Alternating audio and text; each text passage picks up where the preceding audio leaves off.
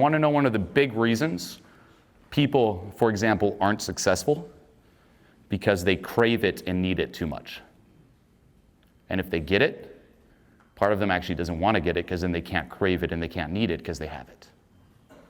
Okay?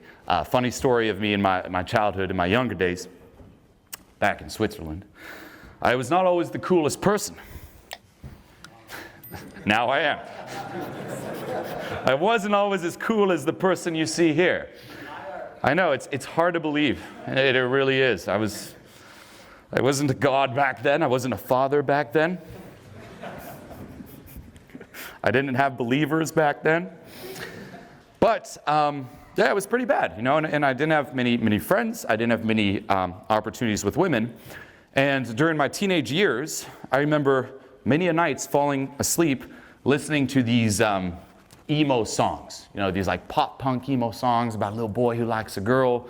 And I'd be like, I'm that boy. And when I meet the girl in my class, and I think about all these girls in my class, and I'm like, when I do it, when I say hi to her, when this happens, then I'll get the fucking girl. And I did this for years, by the way. It was horrible. Like song after song, just picturing these girls and what my life would look like when I finally was with that girl and how everything would be solved. Okay? Now, there were multiple opportunities. Like some of these girls I didn't even know, by the way. They were in other classes even. There were multiple opportunities where I could have gone and said hi to them, you know, or little class gatherings, but I never did. And it's kind of shocking, you know. It's like, well, look, if you like her, go fucking say hi to her. What are you doing? But what I realized is a big part of me didn't want to say hi to her because say I said hi to her and she's like, hey, back, and we love each other, and the fantasy happens. Now I can't fall asleep and listen to the emo song anymore because I have her. I can't need her. I can't fantasize about when I get her because I have her. And that comfort zone of fantasizing about when I get her, of lack, is gone. Does that make sense? Okay? So it actually holds you back.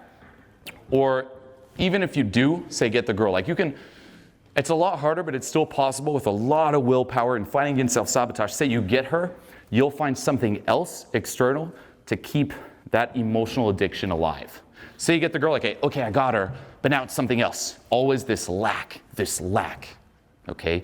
And we think that, you know, this lack is good. Like you might be thinking, well, I understand that, but this is what keeps me motivated, you know? If I didn't have this lack, this craving, this need for success, why would I do anything? But that's not how it works. This does more harm than good, and for anyone who's ever tried to, for example, go and meet someone and socialize while out, you know exactly what I'm talking about. The more you need things to go well, the more invested you are in, say, a certain interaction, the worse it goes. It doesn't work that way. You got to detach your self-worth from it. That's how you succeed.